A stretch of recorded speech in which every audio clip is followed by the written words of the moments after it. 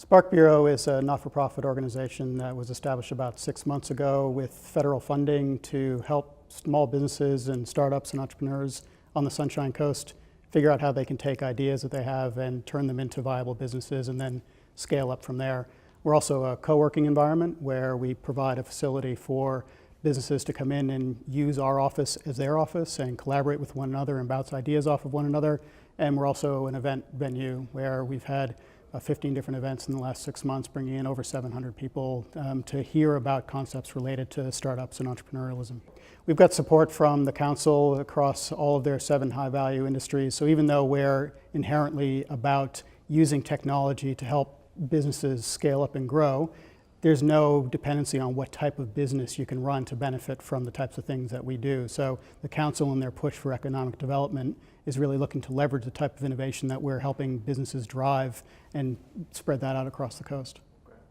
Yeah, I talked about the fact that while there's a lot of tools and techniques that startup organizations use that have almost become part and parcel for the way that you run a startup. There's kind of the standard model now. The reality is that startups didn't create those things. Those things have been around for a long time. Startups have just made them so easy to use and have created a set of tools around them that essentially any business can take those things and help use them to look at your product development in a way to drive efficiencies, look at product development in a way to enhance customer satisfaction.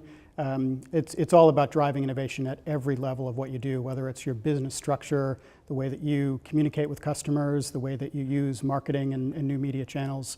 It's really a way that any business, despite where you are in the business life cycle or your size of business, can benefit from these types of things. And one of the biggest metrics that businesses are using these days, even above, in some cases, profit, is something called a Net Promoter Score.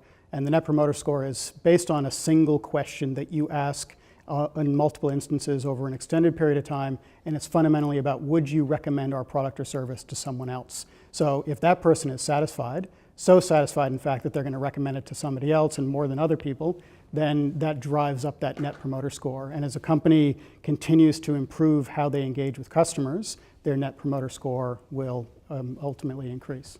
I think there's a lot of room for improvement in customer service here on the Sunshine Coast. I don't know what that is, what factors are driving that. I think that we are a lifestyle destination, so it's hard to balance having the best of both worlds, where a lot of people move here because of the lifestyle, but then you're expected to work as if you're living in a capital city. So I think there's some adjustment both in terms of the businesses and in customer expectations that need to happen. But as more people from outside of the Sunshine Coast, like myself, move here, a different set of expectations are going to be driving a different set of behavior.